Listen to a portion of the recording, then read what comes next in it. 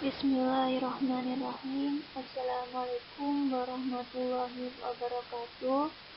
Di sini saya akan mempresentasikan di kelas kompilasi hukum ekonomi syariah. Kami dari kelompok 1 akan memperkenalkan diri. Perkenalkan, nama saya Dias Nuraini Ma'ajid, NIM 1021810 dan Vina Ulinuha 1021815. Di sini kami akan mempresentasikan tentang Badan Arbitrase Syariah Nasional dan Sengketa Ekonomi Syariah.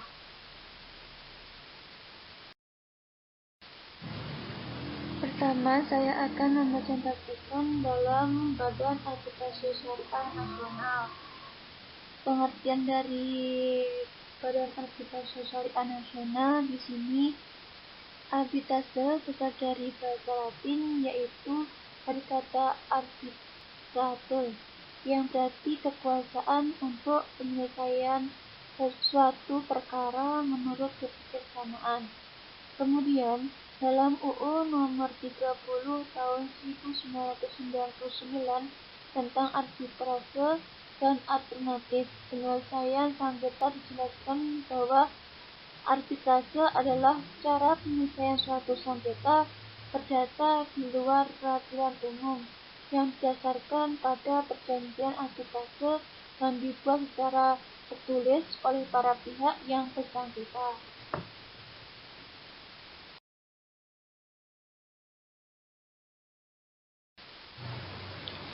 Selanjutnya yaitu sejarah Basarnas di Indonesia.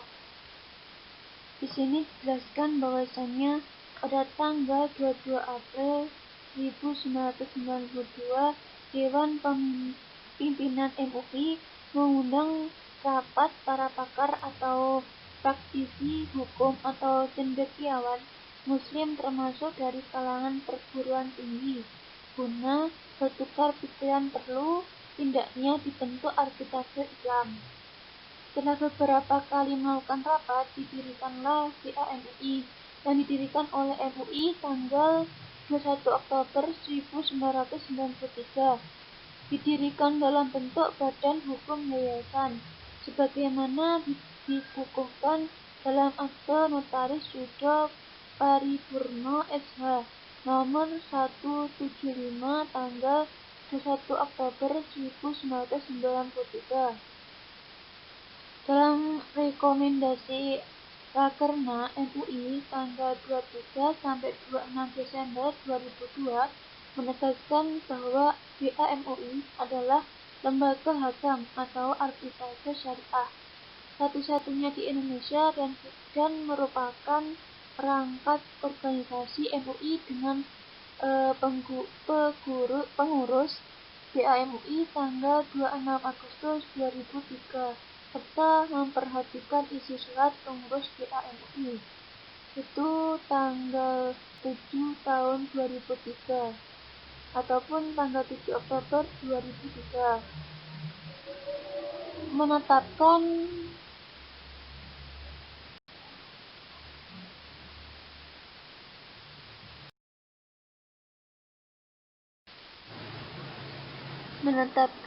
mengubah nama Badan Arbitrase Muamalat Indonesia ataupun BAMUI menjadi Badan Arbitrase Syariah Nasional ataupun Basarnas. Mengubah bentuk badan BAMUI dari yayasan menjadi badan yang berada di bawah MUI dan merupakan perangkat organisasi. Dalam melaksanakan tugas dan fungsinya sebagai lembaga hakam, Basarnas bersifat otonom dan independen dan mengangkat pengurus Basarnas.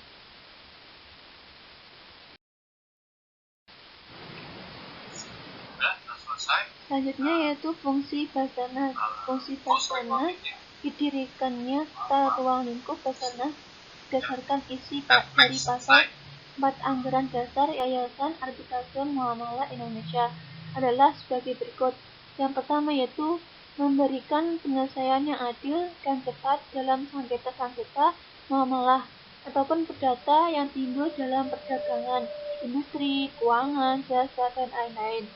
Yang kedua yaitu menerima permintaan yang diajukan oleh pihak yang bersangkutan dalam suatu perjanjian ataupun tanpa adanya suatu sengketa untuk memberikan satu pendapat yang mengikat mengenai suatu persoalan berkenaan dengan perjanjian tersebut.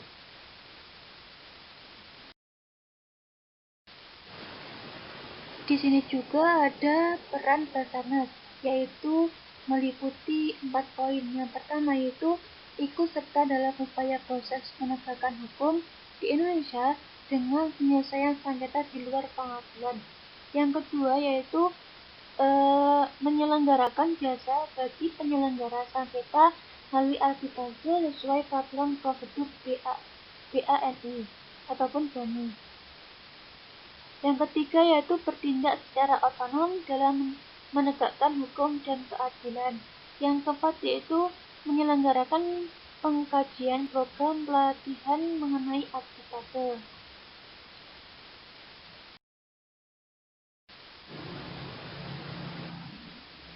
Landasan hukum Basarnas. Ada beberapa landasan hukum Basarnas yang meliputi Al-Quran, Al-Sunnah, ijma, undang-undang, SK MUI, dan fatwa DSN MUI. Yang pertama yaitu Al-Quran. Al-Quran di dalam surat Al-Hujurat ayat 9 yang artinya jika dua golongan orang yang beriman berperang atau bersengketa maka damaikan keduanya. Jika salah satu dari keduanya berbuat aniaya terhadap yang lain maka perangilah golongan yang berbuat aniaya itu sampai mereka kembali ke ajaran Allah. Dan jika golongan ini telah kembali, maka damaikan keduanya dengan adil dan berlaku adil. Sesungguhnya Allah menyukai orang-orang yang berlaku adil. Itu di dalam surat Al-Hujurat ayat 9. Yang kedua yaitu As-Sunnah. Di sini dijelaskan bahwasannya HR An-Nisa menceritakan dialog Rasulullah dengan Abu Shuraih. Rasulullah berkata kepada Abu Shuraih, "Kenapa kamu dipanggil Abu Al-Hakam?" Abu Shuraih menjawab, "Sesungguhnya kaumku apabila bertengkar, maka datang kepadaku meminta aku menyelesaikannya, dan mereka rela dengan keputusannya itu." Mendengar jawaban Abu Shuraih dengan keputusannya itu. Mendengar jawaban Abu Shuraih, Rasulullah berkata, "Alangkah baiknya perbuatan yang demikian itu." Selanjutnya, dalam landasan hukum Basarnas juga ada ijma. Ijma di sini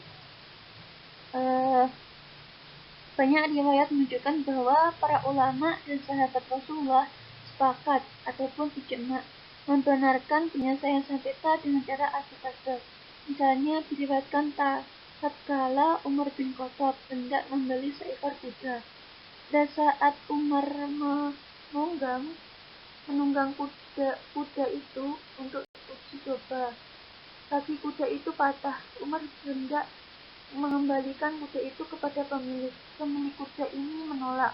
Umar berkata, "Baiklah, tunjukkanlah seseorang yang kamu percayai untuk menjadi hakam atau arbiter antara kita kedua." Pemilik kuda itu berkata, "Aku rela Abu Shuraih untuk menjadi hakam." Maka dengan menyerahkan penyelesaian sengketa ini kepada Abu Shuraih atau hakam yang dipilih untuk memutuskan bahwa Umar harus mengambil dan membayar harga kuda itu. Abu Shuraih berkata kepada Umar bin Khattab, "Ambillah apa yang kamu beli, ataupun dan bayar harganya, atau kembalikan kepada pemilik apa yang telah kamu ambil seperti semula tanpa cacat." Umar menerima baik urusan itu. Pada riwayat lain, Umar bin Khattab bersengketa dengan Ubay bin Ka'ab tentang sebidang tanah dan bersepakat untuk menunjuk Zaid bin Tasbit sebagai hakam. Talhah pernah bersengketa dan menunjuk Hakam Jubair bin Mut'aim. Selanjutnya yaitu Undang-Undang Nomor 30 Tahun 1999 tentang arbitrase dan alternatif penyelesaian sengketa. Di sini juga dijelaskan bahwasanya arbitrase menurut Undang-Undang Nomor 30 Tahun 1999 adalah cara penyelesaian sengketa perdata di luar peradilan umum, sedangkan lembaga arbitrase adalah badan yang dipilih oleh para pihak yang bersengketa untuk memberikan putusan mengenai sengketa tersebut. Dan Badan Arbitrase Syariah Nasional adalah lembaga arbitrase sebagai dimaksud UU Nomor 30 Tahun 1999. Dan selanjutnya yaitu SKMUI. SKMUI di sini dijelaskan SK Dewan Pimpinan MUI Nomor 9 Tahun 2003, tanggal 30 Syawal 1424 Hijriah ataupun 24 Desember 2003 tentang Badan Arbitrase Syariah Nasional. Yang terakhir yaitu Fatwa DSN MUI.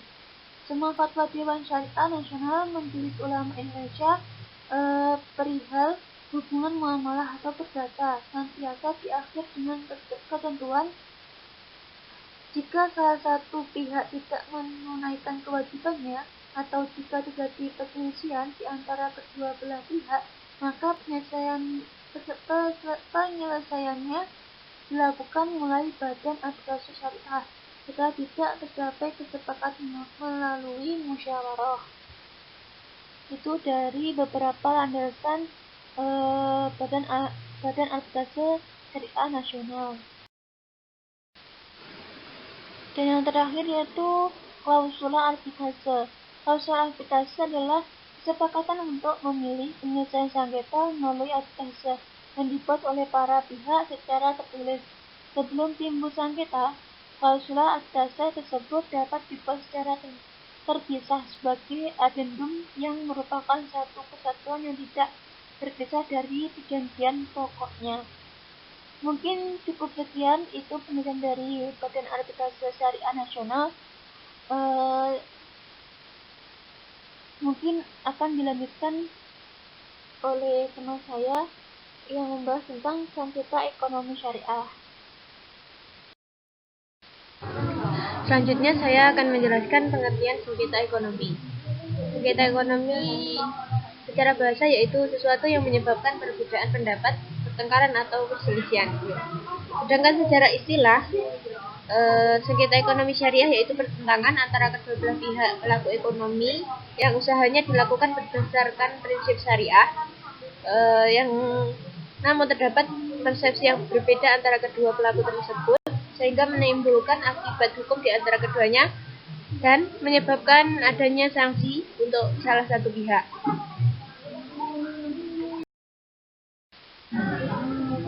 Sebab terjadinya sengketa itu yang pertama, proses pembuatan akad terdapat ketidaksepahaman.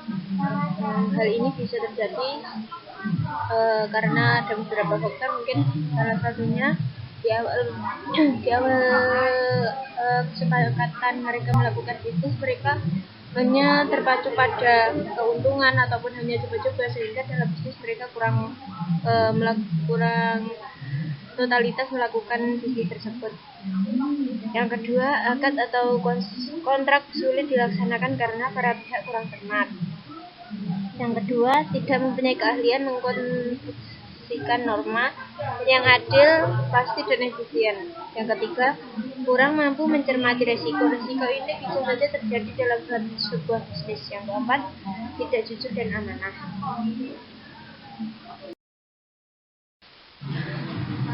Adapun penyelesaian sengketa ekonomi dapat dilakukan dengan dua jalur, yaitu yang pertama jalur litigasi melalui peradilan agama, mereka mengajukan gugatan ke pengadilan agama. Yang kedua jalur non litigasi melalui musyawarah mufakat, alternatif penyelesaian sengketa atau APR ataupun Basyarnas.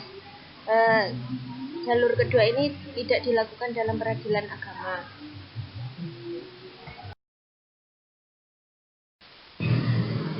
Demikian Saya akan menjelaskan satu persatu. Yang pertama, jalur litigasi. Jalur litigasi yaitu penyelesaian masalah hukum melalui jalur pengadilan. Gugatan dibawa ke pengadilan hukum, di mana penggugat menuntut upaya hukum yang adil, dan terdakwa dihadirkan untuk menanggapi keluhan penggugat. Jika penggugat berhasil, penilaian akan diberikan untuk dalam mendukung penggugat, dan berbagai perintah pengadilan mungkin dikeluarkan untuk menegakkan hak, kerusakan, penghargaan, atau memperlakukan perintah sementara atau permanen untuk mencegah atau memaksa tindakan. Selanjutnya, orang yang memiliki kecenderungan untuk litigasi daripada mencari solusi non-yudisial disebut dengan orang sadar hukum.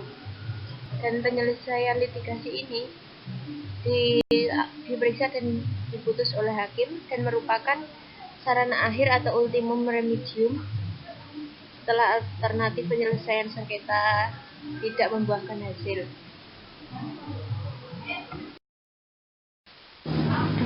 Selanjutnya, penyelesaian sengketa melalui jalur non-litigasi.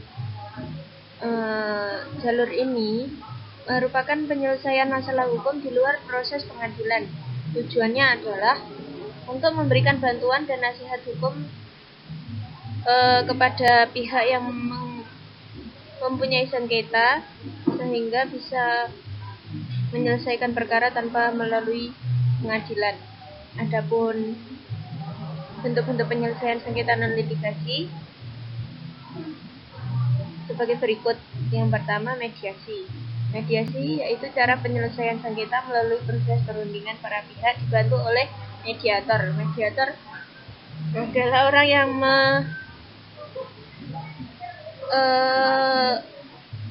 orang yang berfungsi sebagai penengah atau memfasilitasi mediasi. Yang kedua, konsultasi, tindakan yang bersifat personal antara suatu pihak dengan pihak lain, merupakan pihak lain yang ditengahi oleh konsultan, yaitu yang memberikan pendapat atau sarannya.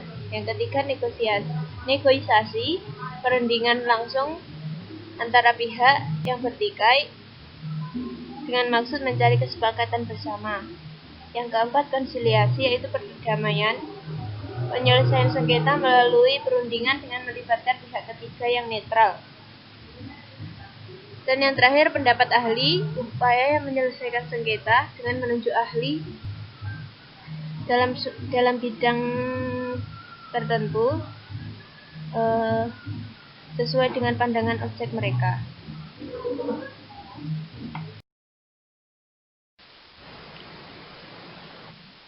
Mungkin cukup itu presentasi dari kelompok 1, kelompok kami.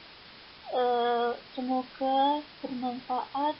Apabila ada kurang lebihnya, itu saya mohon maaf yang sebesar-besarnya.